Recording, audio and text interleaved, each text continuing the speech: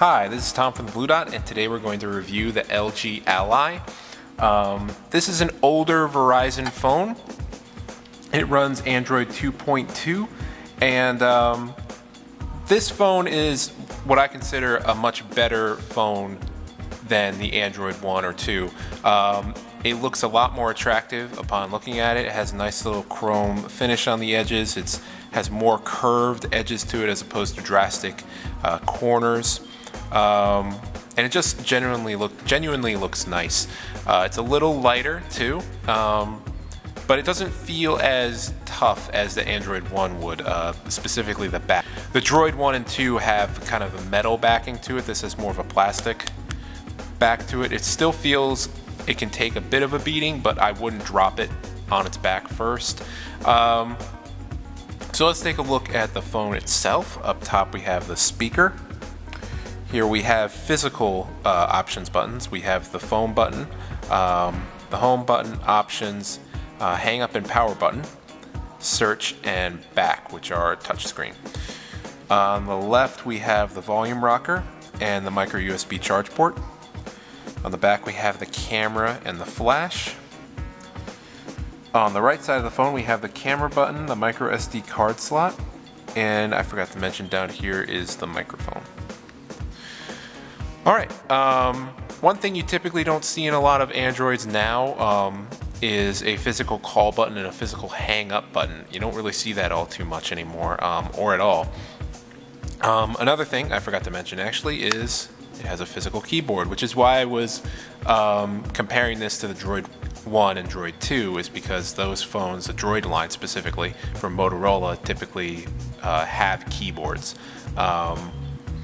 This keyboard is really nice. I am a big fan of it. It pops up, it feels really natural. It has a bit of a, you can see curves to this side and then to that side. It just feels really nice, and it has a directional pad over here that doesn't feel like it's really intruding on your space. You feel like you can really press these buttons and not accidentally press something else. So, it's already awake, so we don't have to bother waking it up. The screen is a little smaller than you might be used to, especially with more recent phones now. Bigger seems to be what's going on this past year or so. So this screen is much smaller than what you typically see in Verizon stores or any store really. The screen size comes in just over 3 inches, and the resolution is 480 by 800 pixels. It's not too bad. It's a pretty clear screen. It's nice and bright, but again, it's a little smaller. So if you have problems reading things on a screen, you might typically have this sideways most of the time with the keyboard, so you can actually get the bigger text sizes and everything. Now this has a Snapdragon single core processor, so it's pretty powerful for when it came out.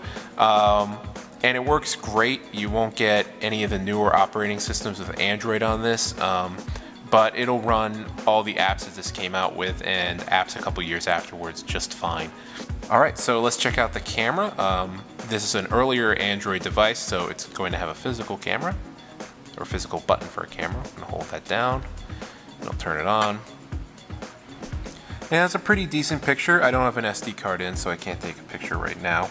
But let's take a look at your options. You can hit the options button right here to check it out. There we go. Alright, and you got a zoom here. It's a digital zoom, so it might get a little pixelated when you get really close. Let's go back.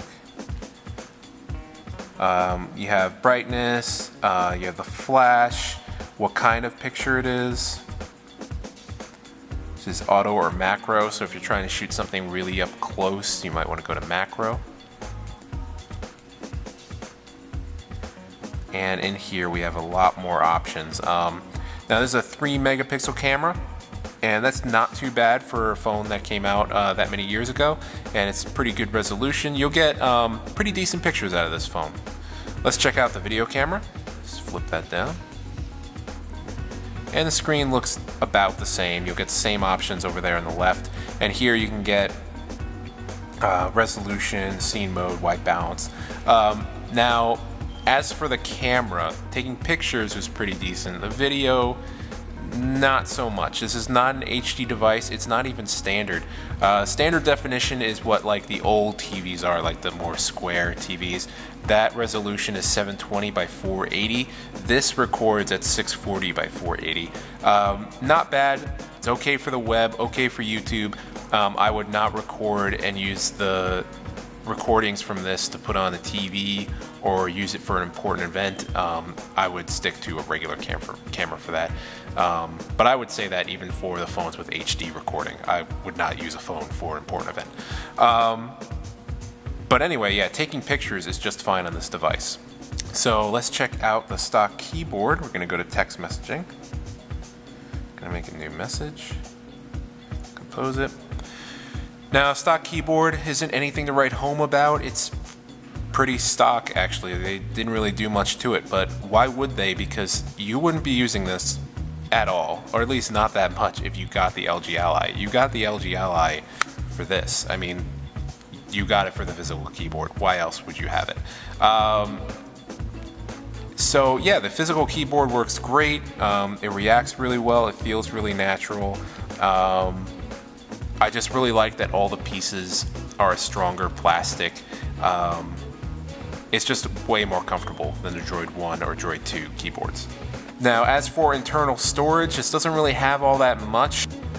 It has 0.1 gigabytes of internal storage, so there's not much on here. It's really just for apps. But it's expandable by 16 gigs. For a micro SD card. I would highly suggest getting one if you're getting this device.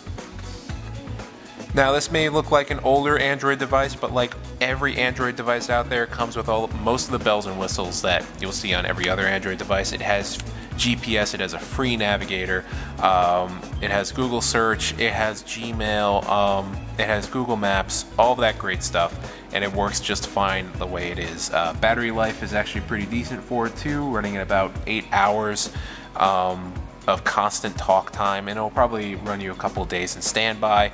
It is a pretty decent phone, and it's incredibly affordable right now. So if you're in a pinch, maybe you broke your more expensive Android device, you're not up for an upgrade for a really long time, or you just like the older Android devices and this physical keyboard, this is an incredibly affordable phone for you.